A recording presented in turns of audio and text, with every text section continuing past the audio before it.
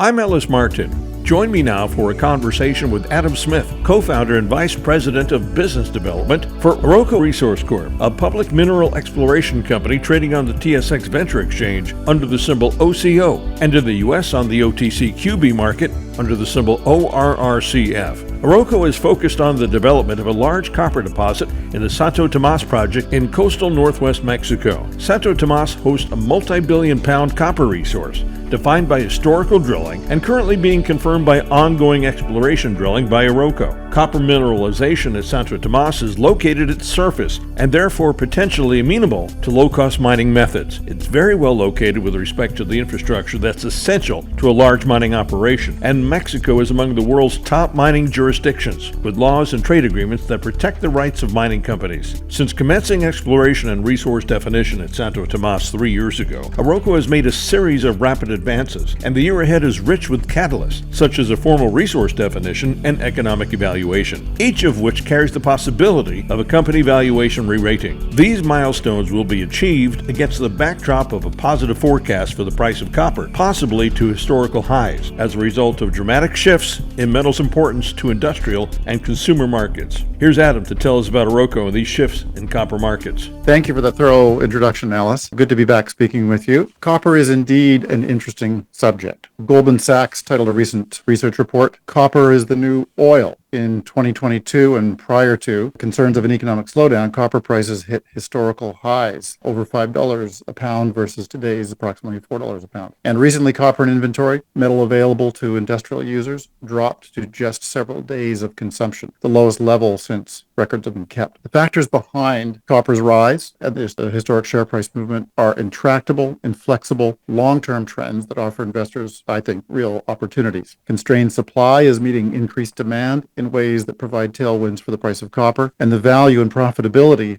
in the copper industry for many years to come, even decades to come, is going to be enhanced as a consequence. Copper is an essential commodity. The metal is everywhere in our world. Electronics, electrical transmission, heating and cooling, electric motors. You and I and everyone listening are surrounded by copper right now. Our use of copper has risen 50-fold in the last century and is set to rise further, as it's not just essential to economic development and rising standards of living, but it's the material essential to all renewable energy technologies and what's being called the electrification of everything. The shift from fossil fuel-driven economies to economies driven by renewables and low-carbon technologies that power our world is going to be driven by copper availability. Our use of copper over the next 2 decades is expected to exceed the amount of copper used in all of industrial history. This is the reason Goldman Sachs calls copper the new oil. That's a very in-depth explanation, Adam, of the demand side. Now, does the supply side also offer an equally compelling story for investors? It certainly does. It's a very interesting point in history that we're at if copper is the subject. I would advise young graduates from engineering and business programs to look at copper. I'd be that guy at the cocktail party telling young Ben the one word to pay attention to is copper. Because we're at a point where not only is copper going to be driving the economies going forward and driving decarbonization, as an example that people can relate to, electric cars use 3 times the copper of an internal combustion engine car. Copper will indeed become as widely understood, perhaps even quoted on the nightly news, as oil is currently. Global copper stocks right now are at historical lows with just several days of supply in the warehouses that hold inventories. Many of the world's largest sources of mined copper are aging and in decline. The average grade of mines has been steadily dropping for decades, and the rate of discovery of new copper resources has been in decline for 3 decades despite increased exploration spending. New copper resources over the last decade have declined precipitously, and one study suggested that more copper resources were generated during the last decade by simply lowering the cutoff grade, the lowest grade that can be economically mined, rather than traditional discoveries. The bottom line is that copper demand is forecast to outstrip supply for decades to come by amounts that are forecast to total many tens of billions of dollars in value. This is obviously going to be very supportive of higher copper prices and supportive of higher valuations for those who own copper assets like Santo Tomas. You know, there's a variety of research houses that follow companies like yours. What are they saying? The research is aligned. When we were involved in assembling the mineral title concessions that make up Santo Tomas, I had a great deal of time to study the subject. I looked at all the producing copper assets in the world. I looked at all the discoveries that were not yet turned into mines, not yet developed into mines. I looked at the exploration stage projects, and I noticed some very interesting trends. The vast bulk of copper that's been discovered in the last 100 years is in mines that are in production. Those mines, a great many of them, are very large. They supply a significant amount of the world's mined copper, and they're very old. Fourth largest copper mine in the world, north of our Santo Tomas project, that has been in production for over 100 years.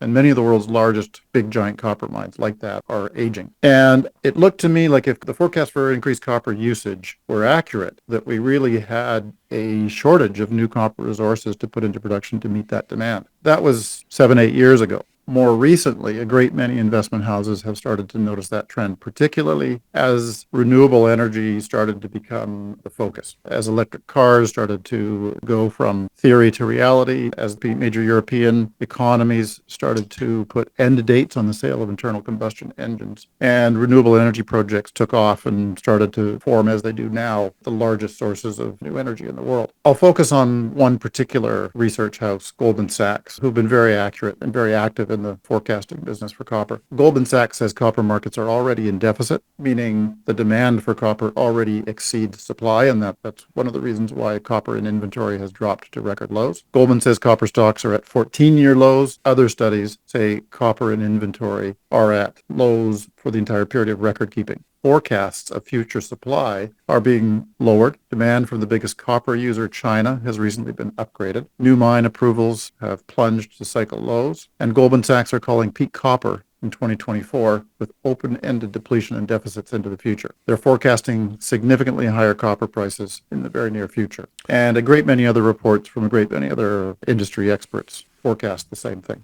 Well, certainly that would suggest investors position themselves for this copper rush. I know I have. Tell us about Oroco and its Santo Tomas project and how that fits in. I certainly will. Thanks, Ellis. Santo Tomas is located in coastal northwest Mexico. It is within one of the world's 3 big copper belts, the so-called Laramide Belt, named after the geological era during which the copper was emplaced in that belt. It includes a lot of the world's biggest copper mines running from northern Mexico into Arizona and further north from Arizona. Santo Tomas was discovered in the late 1960s before Mexico had foreign ownership rules that allowed foreign companies majority ownership. But nevertheless, it was drilled during 3 successive drilling campaigns. And by the mid-1990s, full suite of drill data, metallurgical testing data, mine planning, etc. was in place. And Santo Tomas was the subject of a resource estimate by a firm in Tucson. And the engineering firm Bateman Engineering put all of that information together and studied Santo Tomas for production. They published a pre-feasibility study in 1994 that scoped Santo Tomas for the production of 125,000 tons of copper per year. That's over $1 billion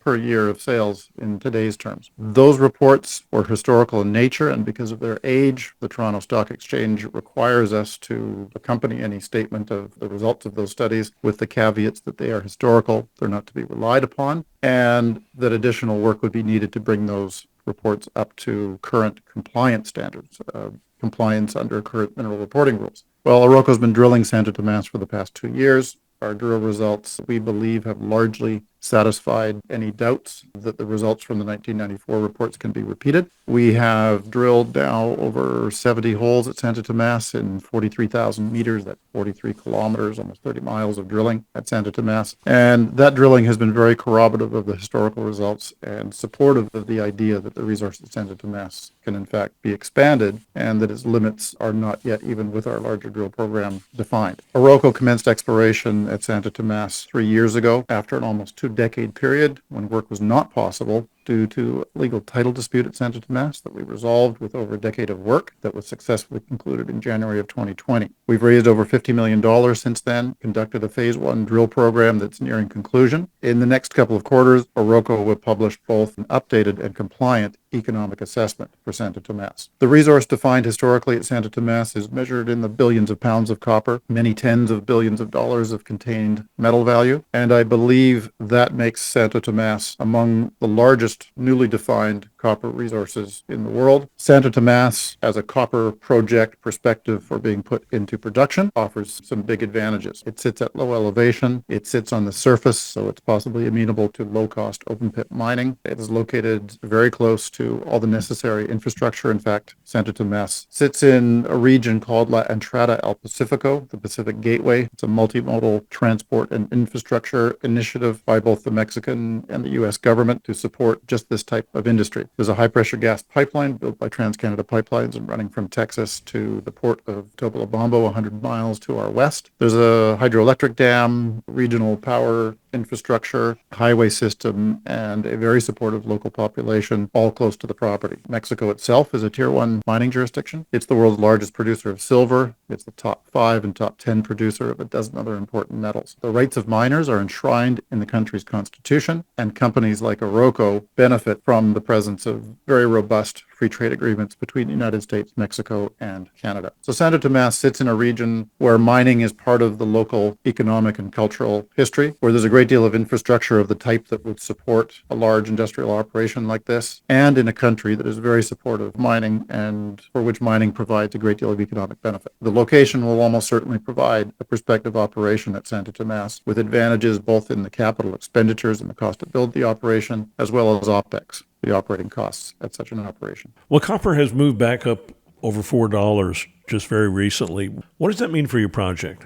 It's very significant. It underlines the importance of timing in the mining industry, in every industry really, but in the mining industry in particular, because it's a very cyclical one. Santo Tomas, as I mentioned earlier, was discovered decades ago. It was held off of the market. Work at Santo Tomas was initially held back by Mexican foreign ownership rules. That changed in 1992. Very quickly after that, the project was the subject of investment that took it up to a certain level of understanding and an economic study. But then work at Santo Tomas was restricted by 2.5 decades, first of low copper prices and then of a legal title dispute. We assembled the land that makes up this project. And at the heart of that assembly process was a legal title battle in the courts of the Bahamas and Mexico and the United States. We won that definitively in 2020. So work at Santo Tomas has never really followed the commodity price cycle. It's been held back by a variety of other things. Now that we've commenced work at Santo Tomas, we realize in some ways how fortunate that 2-decade delay in work at Santo Tomas has been. During that time, copper discoveries dropped. Production from copper mines started to drop because of their age and declining quality. The electrification and renewable narrative went from theory to reality, and copper prices are now responding by going higher. And there's almost unanimity among the investment world that copper prices will have a very, very strong couple of decades, hitting record prices, making copper assets more valuable than ever, and making copper the new oil. So timing is everything, and I think through a series of events that have turned out to put us in the right place at the right time, I think the development of a compliant mineral resource estimate and an economic study of Santo Tomas in 2023 puts us very much in the right place with the right metal at the right time. Given that those results may be in fact positive, what's the next step after that, after this year's over and the beginning of next year? Position yourself for a potential JV with a major? Are you a takeout candidate? I'm just asking questions that any investor would. Very fair, and that is something that's on our mind. What is the exit strategy for investors? How do they succeed with his investment? The world's big mining companies sustain themselves on projects like Santo Tomas. These are the big assets that carry those companies over multiple commodity price cycles.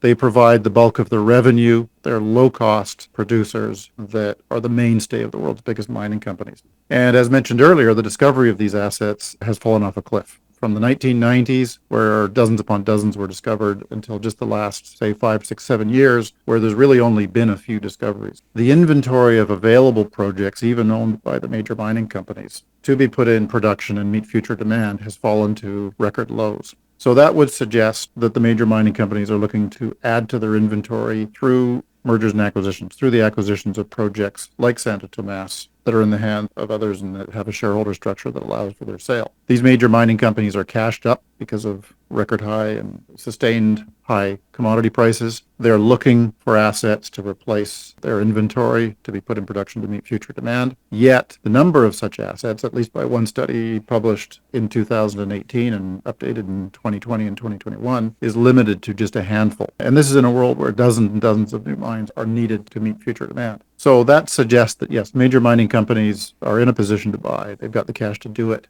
and they've got the inclination to do it. So we watch the mergers and acquisitions activity in the mining sector very closely. It has started to tick up in the last 6 months, and there's every reason to think that that will continue and indeed get stronger. This rising demand, dramatically reduced levels of discovery, large future deficits, and price rises forecast, together with the strong cash position and motivation to add to their inventory of producing assets, would suggest that a purchase by a major mining company is indeed a possibility. They certainly do happen, and we expect them to happen during the course of the next few years with just a handful of projects around the world because, as you said, there is not much. I don't know how we're going to meet that demand, and I don't know how the price of copper is going to stay even close to where it's at right now. So there's a real good opportunity, in my opinion, it's just my opinion, and yours as well, for these equities like Oroco. Adam, tell us about the share structure of the company. Tell us about the float. So Oroco has 207 million shares outstanding. We have a market cap of just under 150 million US with a share price of about 70 cents US. As of the end of the last reporting period, we have 23 million Canadian cash in the treasury. So we're well funded to take this project to first the mineral resource estimate and then the economic assessment expected mid-year. Well, Adam, it's been great catching up with you. Of course, you know I've been covering this company and watching it ultimately since 2006, which is a very long time. And I'm anxious and also patient at the same time to see all that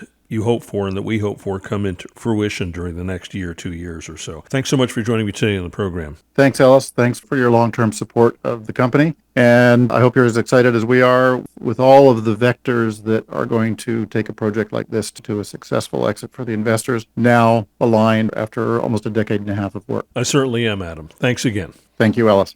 I've been speaking with Adam Smith, co-founder and vice president of business development for Oroco Resource Corp. Oroco trades on the TSX Venture Exchange under the symbol OCO and in the U.S. on the OTCQB market under the ticker symbol ORRCF. Go to the company's website, orocoresourcecorp.com. For Adam Smith and Oroco Resource Corp, I'm Ellis Martin. Would you like to be one of the first to see who we are following? Subscribe to our audio newsletter. It's free. EllisMartinReport.com